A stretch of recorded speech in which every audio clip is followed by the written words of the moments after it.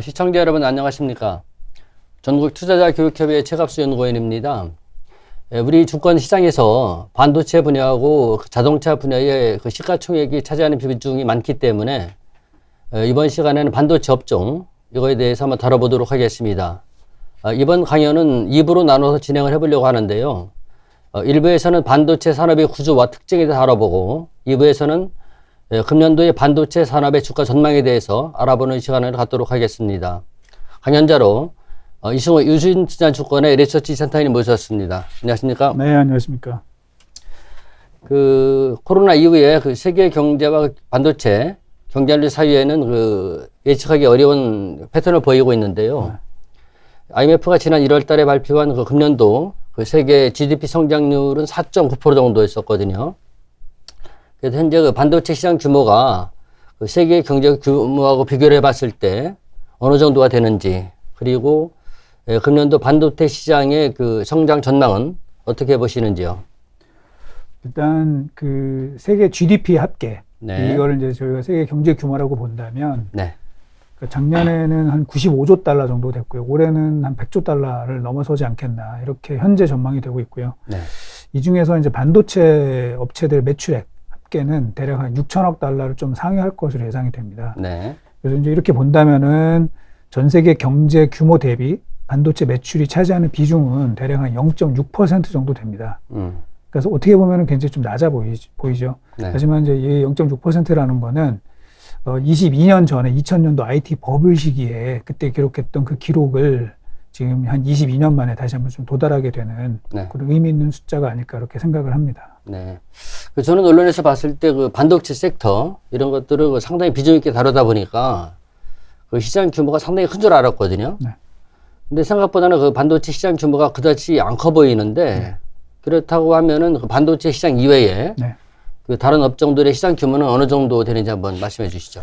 먼저 이제 그 전에 제가 요거 하나 말씀드리면은 아까 전 세계 경제에서 반도체 매출이 차지하는 비중은 한 0.6% 정도 되지만 네. 우리나라 GDP 네. 대비해서 한국 반도체 업체들의 그 매출액이 차지하는 비중을 좀 따져보면은 네. 대략 9% 정도가 됩니다. 네. 굉장히 높죠. 그래서 네. 전 세계 경제 전체로 보면은 그렇게 높지가 않지만 한국 경제에서 반도체가 차지하는 비중은 매우 크다 이렇게 좀 볼 수 있고요. 참고로 이제 다른 산업 같은 경우 예를 들면 이제 좀 전에 자동차 말씀하셨지만 자동차 산업 같은 경우는 매출액이 한 3조 달러 정도가 되고요. 네. 그리고 자동차 부품이 한 2조 5천억 달러 이렇게 되고 심지어는 저희가 사실은 여행 산업 같은 경우도 반도체보다 시장 규모가 더 큽니다. 네. 한 1조 6천억 달러 정도 이럴 것으로 보고 있습니다.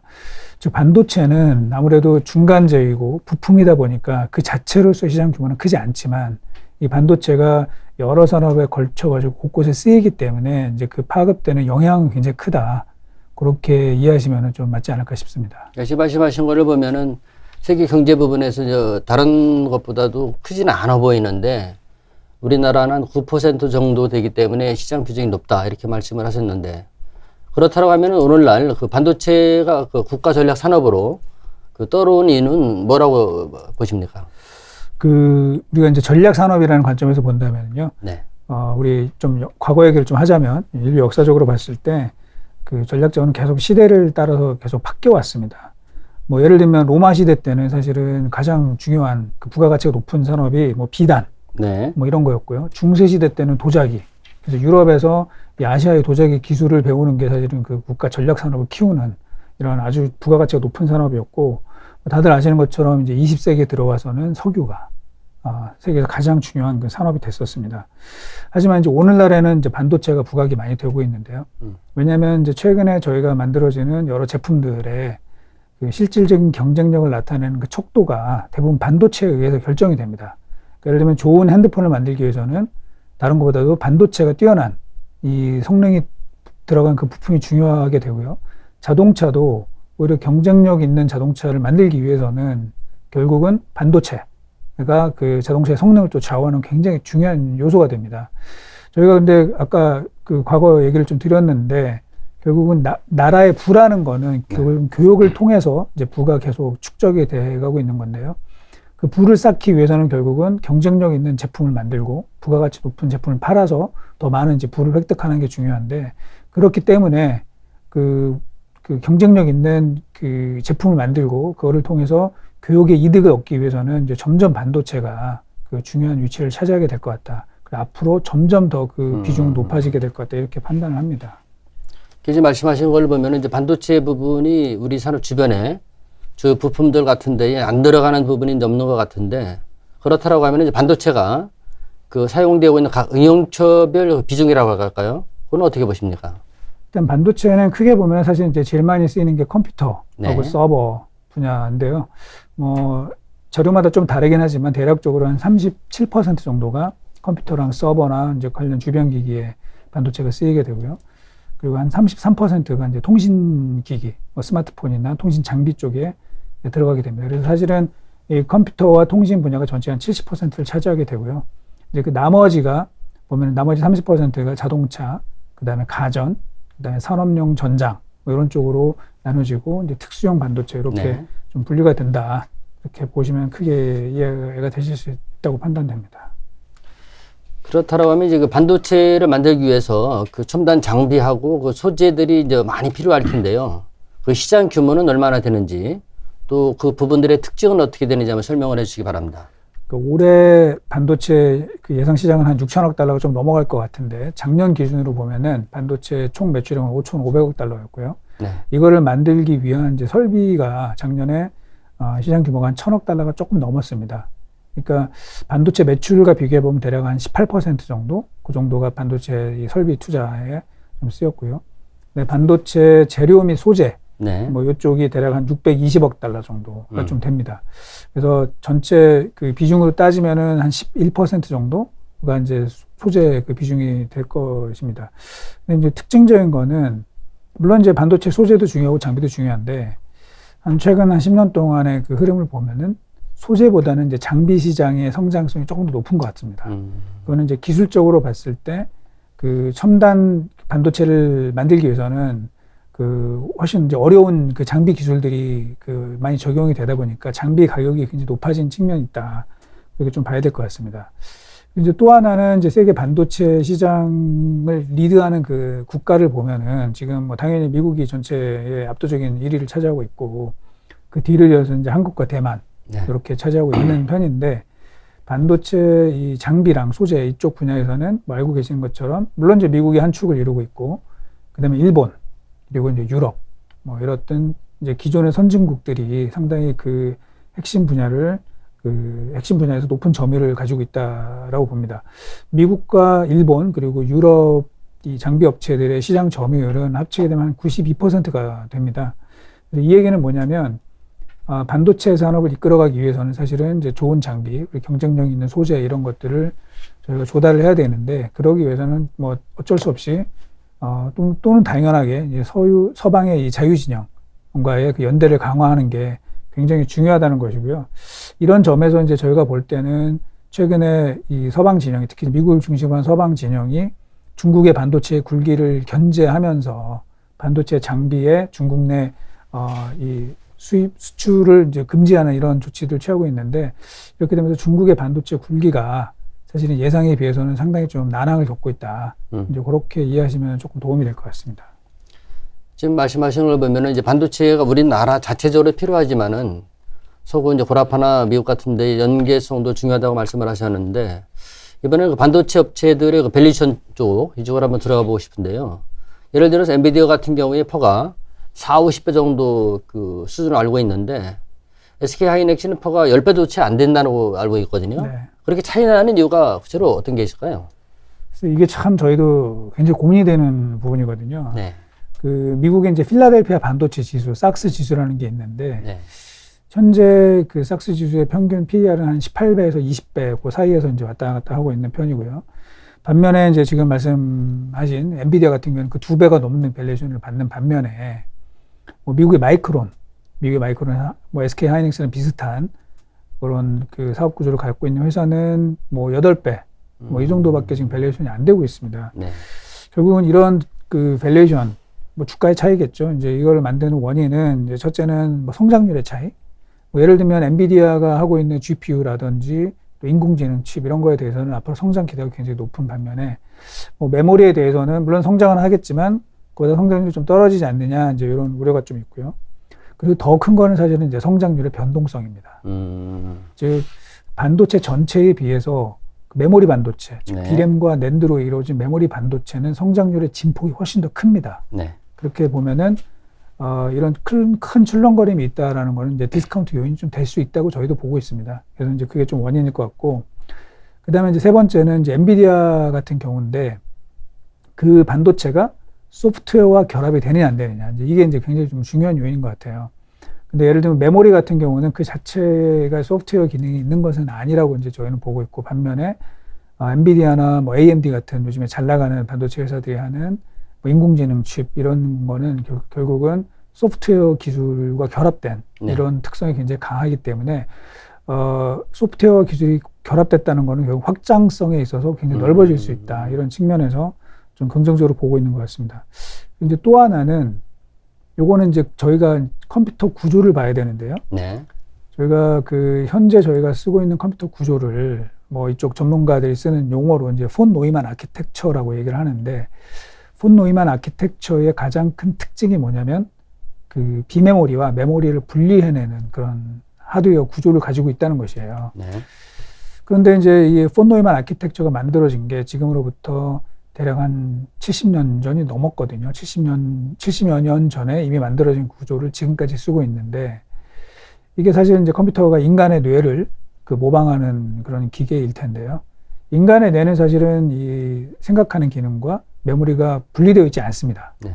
그러면은 앞으로 점점 인간의 뇌를 닮은 컴퓨터를 만들게 되면 메모리랑 비메모리가 합쳐지는 어떤 시점이 오지 않겠느냐. 네. 이제 그렇게 됐을 때 과연 메모리의 이 미래가 계속 창창할 것이냐, 이제 이거에 대해서 좀 의문점들이 벌어지는 것 같고요. 네. 이런 것들이 좀 저희가 볼 때는 좀 과도하긴 하지만 어쨌든 메모리 반도체에 대한 이 디스카운트로 작용하는 것 같습니다. 그러면 일단은 그 화제를 약간 바꿔가지고 그 최근 들어서 그 반도체 제조를 쓴다마는 생산 전문 업체인 그 파운드리, 네. 그것이 상당히 중요해질 것이라는 얘기가 많아지고 있는데, 일반인들이 보기에는 그 파운드리라는 게 약간 생소한 용어로 들릴 수 있단 말이에요. 파운드리라는 게 도대체 무엇이고, 이거를 조금 더 한번 쉽게 좀 설명 좀 해주시고요. 그리고 앞으로 이제 파운드리 강세가 지속된다라고 하는데 어떻게 보시는지 좀 말씀 좀 해주시기 바랍니다. 그러니까 파운드리는 사실 이제 대신 만들어주는 개념인 거죠. 네. 제가 이제 이런 비유를 많이 말씀을 드리는데, 예를 들면 나이키라는 운동화 제조사는 사실 운동을 만들지 않죠. 나이키라는 신발 디자인하고 그걸 마케팅하는 이런 거에 집중하는 반면에 제조는 뭐 중국이나 또 인도네시아, 방글라데시 이런 이제 공장에서 만들게 되는데, 그거랑 비슷한 겁니다. 즉 반도체 업체들 중에서 반도체 설계, 네. 그리고 마케팅, 네. 여기에 집중하고 있는 회사를 저희가 이제 팹리스 업체라고 얘기를 하고, 대신 만들어주는 회사를 이제 파운드리라고 얘기를 하는데, 네. 근데 왜 거기에는 이렇게 부가가치가 높냐 하는 건데요. 운동화랑 비교를 했을 때 이제 반도체는 만든 그 기술이 너무너무 어렵다는 것이죠. 그리고 투자도 많이 들기 때문에 거기에 굉장한 부가가치가 있다. 그렇게 좀 보시면 조금 이해가 쉬울 것 같고요. 또 하나는 이제 반도체를 저희가 구분을 할 때 이제 여러 가지 방식이 있는데, 뭐 메모리, 비메모리 나눌 수도 있지만, 최근 들어서는 사실은 그 일반형 반도체 또는 이제 특수형 반도체 이렇게 나누는 방식이 있습니다. 일반형 반도체는 반도체 업체가 반도체를 미리 만들어 놓고 요거를 이제 필요한 업체들, 예를 들면 노트북 업체나 스마트폰 네. 업체가 그걸 이제 사다 쓰는 이런 방식인 반면에, 이 특수형 반도체는 처음부터 그 어플리케이션에 맞게 설계된 그 특수 목적형 그 반도체가 됩니다. 그래서 이런 경우에는 기존의 이제 반도체를 전체를 다 하는 업체가 이거를 설계하는 게 아니라 그거에 맞게 이제 설계 특화된 업체가 반도체를 설계를 하고 그거를 파운드리를 맡기는 이런 비즈니스 형태로 지금 점점 많이 분화가 되고 있습니다. 그래서 이제 앞으로는 저희가 볼 때는 과거와 같은 이 범용 반도체보다는 특정 목적에 맞는 이 반도체 시장이 점점 커질 것 같습니다. 그래서 반도체를 만드는 업체가 과거에 그냥 반도체 업체니까 우리는 반도체를 한다 이런 게 아니라, 뭐 예를 들면 테슬라가 자동차 업체지만 직접 반도체를 설계를 하고, 뭐 구글이 반도체를 설계를 하고, 아마존도 반도체 설계를 하는 이런 현상들이 되게 많아질 것 같고요. 그렇게 되면서 이제 그거를 대신 제조해주는 이 파운드리도 동반 성장하게 되는 이런 흐름이 계속 될 것으로 저희 전망합니다. 네. 이제 앞에서 그 파운드리를 간단히 설명을 해주셨는데 지금 다른 나라하고 또 비교를 안 해볼 수가 없단 말이에요. 그 우리나라 같은 경우는 파운드리라고 하는 거를 이제 기대한 것보다는 좀 대만보다는 떨어진다라는 그런 평이 있던데 그 떨어지는 뭐 특별한 이유가 있는 건가요? 그러면은? 그 파운드리 산업은 사실은 이제 저는 한 3가지 정도의 이제 중요 요소가 있습니다. 첫째는 이제 공정 기술이 있어야 될 것이고요. 두 번째는 파운드리는 내가 만들고 싶다고 만드는 게 아니라 그거를 주문을 해주는 고객이 있어야 되는 거죠. 그래서 누가 더 고객 기반이 이제 튼튼하냐 이런 부분이 있어야 될 것이고, 세 번째는 생태계, 반도체 산업의 전체 생태계가 좀 완성도가 어느 정도 되어 있느냐가 그 경쟁력을 그 이제 결정할 텐데요. 우리나라가 이제 대만과 좀 다른 거는 대만의 TSMC 같은 경우는 세계 뭐 1등 반도체 업체라고 하지만 이 회사는 자체 브랜드는 없습니다. 그러니까 대신 만들어주는 거죠. 즉 서비스 개념으로 이 제조를 보는 반면에 국내 업체들은 자신들이 이제 브랜드를 가지고 있는 거죠. 그러다 보니까 그 다른 브랜드를 가진 반도체 업체와 약간의 비즈니스적인 충돌이 날 수밖에 없는 그런 상황이 있다. 그래서 이제 그게 첫 번째 요인이고, 이제 두 번째는 우리나라는 처음부터 반도체가 팹리스랑 파운드리 모델에 적용했다기보다는 삼성이나 SK 하이닉스처럼 우리 일관 공정 체제를 만들었기 때문에 아무래도 생태가 좀 취약한 부분이 있습니다. 그래서 그런 부분 때문에 뭐 대만에 비해서는 지금 파운드리 분야에서는 조금 뒤처져 있는 게 좀 사실이다. 그래서 지금 이제 우리나라가 그 메모리는 뭐 세계 1등이지만 파운드리에서 얼만큼 그 대만을 쫓아가느냐, 대만을 역전할 수 있느냐가 이제 굉장히 중요한 관건인데, 이러기 위해서는 이제 관련된 지원 정책이 굉장히 세심하게 만들어져야 되는데요. 물론 이제 뭐 대기업들은 지금 어느 정도 그래도 제가 볼 땐 잘 한다고 보고 있습니다만, 이 생태계, 이거를 구축하는 데 있어서는 좀 정부의 좀 적극적이고 아주 전략적인 그런 지원이 필요하지 않나, 그렇게 생각을 합니다. 그 작년 같은 경우에 또 그 다른 화제를 약간 달리 해가지고 자동차 만드는데 반도체 부품이 모자란다고 해서 난리가 났었잖아요. 네네. 그래서 제가 지난달에 그 자동차 판매 딜러를 만났었는데 그 소비자가 새로운 차 신청을 하게 되면은 그 자기가 차 받는 차량 출고까지 이제 몇 달씩 걸린다는 얘기를 들었거든요. 그 금년도 같은 경우에 그 자동차의 그 반도체 공급 부진 현상, 이게 어떻게 전개될 것으로 생각을 하시는지요? 먼저 이제 작년에 사실은 굉장히 큰 이슈였죠. 뭐 미국에서 뭐 바이든 대통령이 반도체 회사를 전부 불러가지고 이거 자동차 반도체 공급 부족을 어떻게 해결할 거냐, 뭐 이런 회의도 여러 차례 했었는데, 자동차 반도체 공급 부족의 원인은 사실 굉장히 여러 가지가 있지만, 이제 제가 볼 땐 첫 번째는 자동차 업체들의 수요 예측 실패였습니다. 즉 코로나로 인해서 결국은 소비가 되게 위축될 거다, 그렇게 예상을 했었지만 결과는 사실 반대였죠. 네. 오히려 자동차의 수요가 상당히 많이 늘었습니다. 왜냐하면 이제 가처분 소득이 늘고, 그리고 아무래도 지출의 형태가 좀 바뀌다 보니까 수요가 굉장히 늘었고요. 그런 와중에 두 번째는 작년 1분기 때 기억이 나실지 모르겠지만 이제 텍사스에 큰 한파가 왔습니다. 예전만에 왔던 거. 네. 네. 근데 하필이면 또 텍사스는 전 세계 이제 자동차용 반도체를 만드는 공장들이 굉장히 많이 밀집해 있습니다. 삼성전자도 있고, 독일의 인피니온, 그리고 네덜란드 NXP, 이런 회사들이 거기 있기 때문에 거기가 전부 다 지금 좀 타격을 받아서 그때부터 여파가 시작이 됐고요. 또 거기다가 또 일본 우리 그 이바라키현의 이제 르네사스 공장에서 또 화재가 발생을 하면서 거기까지도 또 타격을 입었어요. 그래서 전 세계 자동차용 반도체 빅4 중에서 거의 대부분이 그 작년 초에 상당히 큰 어려움을 겪었고, 이제 그게 누적이 되면서 계속 좀 어려움을 겪었습니다. 거기에다가 아까 이제 말씀드렸지만 IT 산업이 또 큰 호황을 보이면서 반도체 업체들은 이제 그쪽으로 이 생산 라인을 좀 시프트를 많이 시켜가지고 계속해서 이제 그 어려움에 봉착해 있는 상황입니다. 이제 중요한 거는 올해일 텐데, 올해도 이게 사실은 만만치는 않습니다. 왜냐면은 반도체 산업의 특성상 사실 투자해서 생산까지 이어질 때까지 그 시간이 상당히 오래 걸립니다.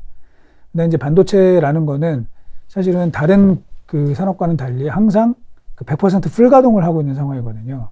그런데 공급 부족이 생겼다는 얘기는 이거를 맞추려면 사실은 신공장이 돌아가야지만 이게 어느 정도 수급이 맞춰질 것이기 때문에 사실은 올해도 이게 완전히 숨통이 트인다, 이렇게 보기에는 쉽지 않은 그런 게임이 계속 될 것 같습니다. 지금 코로나 때문에 그 내부적인 문제도 전쟁이 마찬가지지만 심각한데 또 이런 그 환경적인 문제 이런 것까지 얽혀가지고 상당히 어려움을 겪고 있는 것 같습니다. 지금까지 반도체 산업의 구조와 특징에 대해서 알아봤습니다. 잠시 후 2부에서 뵙겠습니다. 고맙습니다.